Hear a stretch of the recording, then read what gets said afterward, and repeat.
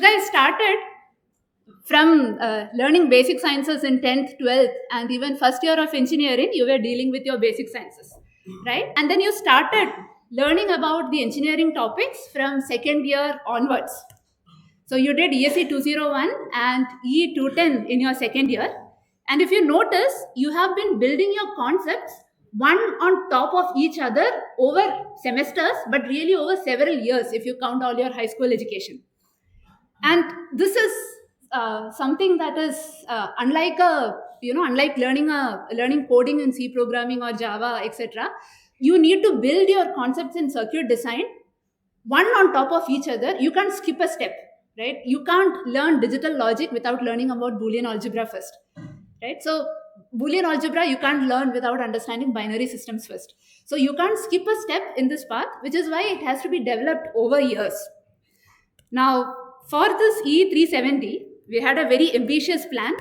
We started off with Verilog, followed this with logic design that included understanding finite state machines and control path, data path, overall system design. We saw a summary of programmable logic devices. We did timing analysis, CMOS inverter in great detail, combinational circuits, sequential circuits. And in our FCH, we also had ALU and memory also listed down. But initially during the introduction itself, I told you this is very ambitious. So we were able to cover ALU partially. We have looked at some of the adder circuits, adder architectures, but there are a lot more adder architectures which even improves upon the square root carry select adder. Right? And memory, we have not been able to touch in detail, but you have a full course on memory being offered by Professor Shubham Sahai.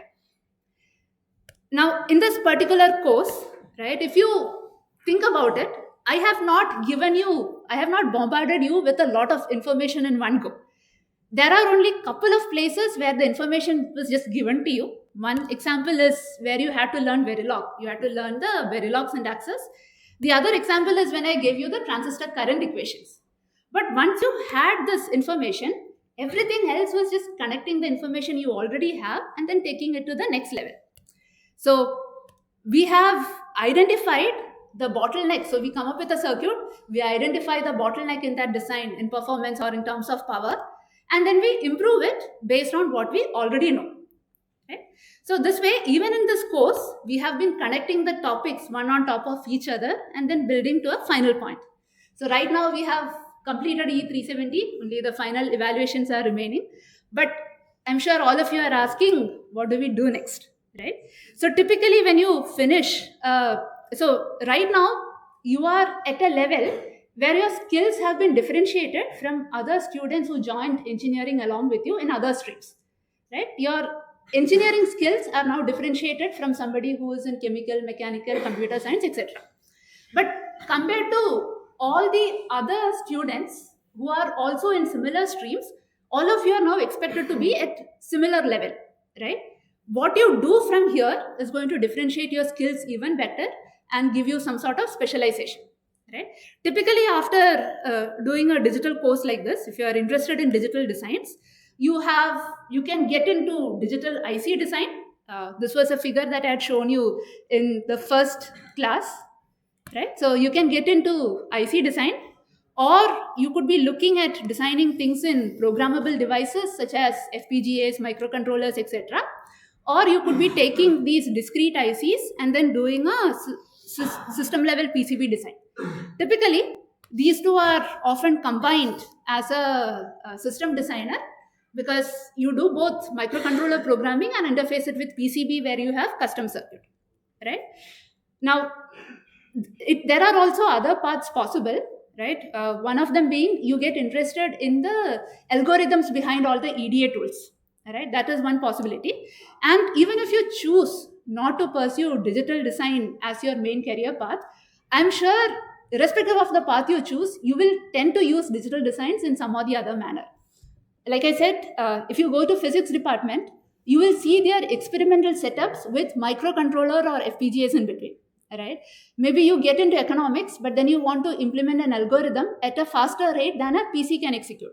you might want to implement it on a programmable device or an FPGA that way you can control much more things rather than executing a statement on a PC where each instruction takes multiple clock cycles to execute. Right? So that way, irrespective of the field you choose, you are likely to have some part of the digital design. So that way, E370 in your career path. Now, one comment I have to make is, once you get into designs, whether it is digital or analog, sometimes there is a tendency to rely heavily on simulations, right? Even if you want to design a CMOS inverter, somebody gives you a spec, design with equal delays or design with VM equal to midpoint voltage. It is possible for you to vary L, W of both PMOS and NMOS in all direction and then converge to a result, maybe in a week, but it is possible, right? Provided you have the computing resources. But that is not a feasible solution when you have a big design to design. You will never finish it in a reasonable time frame. So a popular statement here is that just because you know how to use a calculator, you don't become a good mathematician. Much like that, just because you know how to use a digital design tool, that does not make you a good digital designer, right? The other extreme of this is where you drown in mathematical equations. I can, again, go through intense mathematical equations, taking, if required, a level 54 model of a transistor, and then keep calculating for over 2 years, right? So that is also not the ideal solution. You have to find the balance between these two. You have to find your inner peace. And so you have to find the balance between these two. Like I said, making approximations is not the easy way out. It's not a lazy strategy. Knowing when to make an approximation and how to make an approximation takes skill, right? So you have to be careful when you are making smart approximations, and it takes skill, again, a skill that needs to be developed over multiple years for you to get to that level. Now, if you have enjoyed E370, so DCMP lab awaits you next semester. Here you will do discrete IC-based experiments. You will learn about microcontrollers. We'll have some basic microcontroller experiments. And through these microcontrollers, you will also get an idea of how a microprocessor architecture is, how it works, etc. You will also have FPGA experiments in this.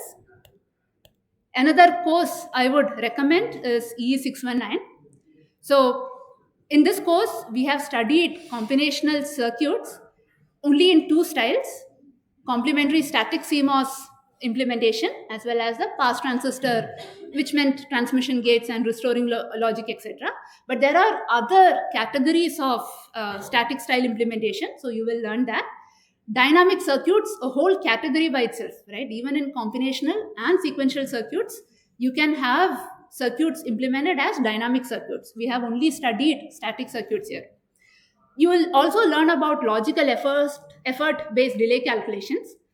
This is very useful when you want to optimize the sizing of your different gates, right? The only time we optimized the sizing for a bigger circuit was for a very humble inverter chain, right? But ideally, you will not be dealing with an inverter chain alone. You'll have a critical path that will consist of multiple combinational circuits. We can talk about the critical path of our adder circuit itself, right? It has XOR gates, AND gates, OR gates. All of these are part of the critical path. So now, how do you even begin to optimize the sizing for such a complicated combinational chain? So logical effort is a very intuitive method to do that. You will also learn more on sequential circuits. And most importantly, E619 will have a lot of projects and assignments. And other courses that you can explore include, we have a course completely on memory and neuromorphic computing. Then you have analog IC design 1 and 2.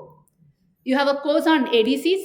You have a course on clocks, right? Then how analog circuits can be used for different signal processing. And you have a course on RFIC and many more in the department, right? So I enjoyed teaching you guys a lot. I hope you also had a lot of learning and fun experience.